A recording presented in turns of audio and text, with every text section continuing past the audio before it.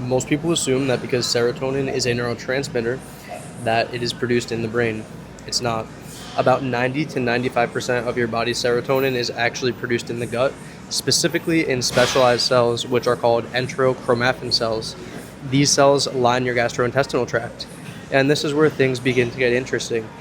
Your gut bacteria directly controls how much of that serotonin gets made.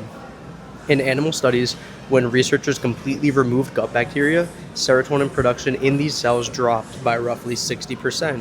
When the bacteria were reintroduced, serotonin levels came back up. This means your microbiome is not just helping you digest food, it is actively regulating the chemistry that influences your mood, sleep, motivation, and even stress resilience. So let's break down how this system actually works. Serotonin starts as an amino acid called tryptophan, something you get from your diet through foods like eggs, dairy, turkey, and nuts. From there, tryptophan is converted into 5-HTP and then into serotonin through enzymatic processes. But the key point that most people miss is that your gut bacteria can influence multiple steps in this pathway. They can regulate how much tryptophan is available, they can produce metabolites that stimulate enterochromaffin cells, and they can influence inflammation, which can directly impact serotonin synthesis. Certain gut bacteria also produce short-chain fatty acids like butyrate, acetate, and propionate when they ferment dietary fiber. These compounds directly signal enterochromaffin cells to increase serotonin production. So without the right bacteria, even if your diet is perfect, your serotonin output can still be compromised. The reasoning behind this is the complex infrastructure of the gut-brain axis. Your gut and brain constantly communicate through this system. This involves the vagus nerve, which is the primary communication route, immune signaling, hormonal pathways, and microbiome metabolites. Even though most serotonin is produced in the gut and does not cross into the brain, it affects brain function indirectly. For example, gut-derived serotonin influences vagus nerve signaling, it affects inflammation, which impacts mood and cognition, and it regulates gut motility, which feeds back into nervous system balance. So when your gut is off, whether it's bloating, poor digestion, or microbiome issues, you are going to feel it in your brain. This is why conditions like IBS are strongly associated with anxiety and depression. It is not just psychological, it is a physiological issue. Several modern lifestyle factors can damage your microbiome and reduce serotonin signaling. These include, but are not limited to, chronic low-fiber diets, excess ultra-processed foods, antibiotic overuse, chronic stress, poor sleep, and overconsumption of alcohol. When your microbiome becomes less diverse, you lose key bacterial species that help regulate neurotransmitter production. And when that happens, serotonin production can drop, inflammation can rise, and mood can suffer. So the next logical question is, how do you actually support your gut microbiome? Most people get confused here because there are two things, probiotics and prebiotics.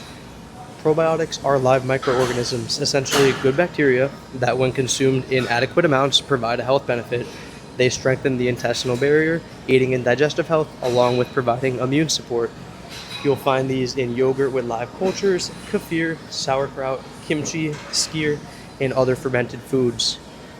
These are adding bacteria into your system, but there is an issue with this.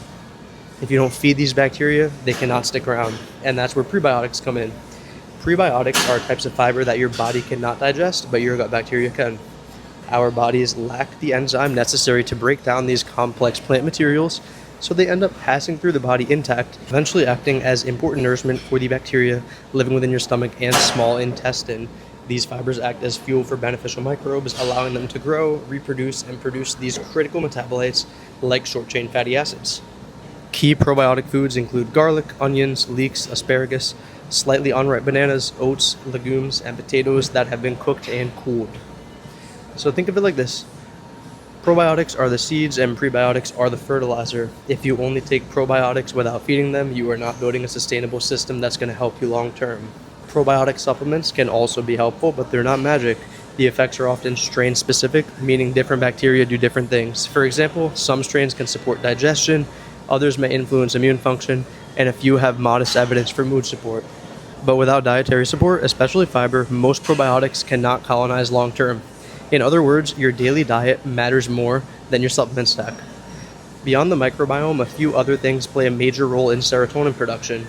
Protein intake to ensure sufficient tryptophan from your diet, carbohydrates to help shuttle the tryptophan into the brain by influencing insulin and amino acid competition, sunlight exposure to help regulate serotonin and melatonin cycles, which will improve mood and sleep, exercise regularly, which will increase tryptophan availability and improves receptor sensitivity, and sleep. Poor sleep will disrupt serotonin turnover and overall neurotransmitter balance. So this isn't just about your gut health in isolation, it's an integrated system that you need to put all together. Your gut microbiome is one of the most powerful regulators of your internal chemistry. It influences how much serotonin you produce, how your brain communicates with your body, how you feel on a daily basis. So when people tell you that mood is all in your head, they're telling you a complete and utter lie. They're missing half of the story because a huge part of it is happening within your gut. If your digestion is off, your microbiome is depleted, or your diet lacks the nutrients and fibers that your beneficial gut bacteria need, the brain chemistry that you see and feel will clearly reflect that.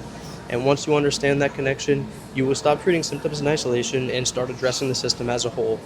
Nutrition is the key to a healthy, happy body and mind. There's nothing else that can completely change your life like nutrition.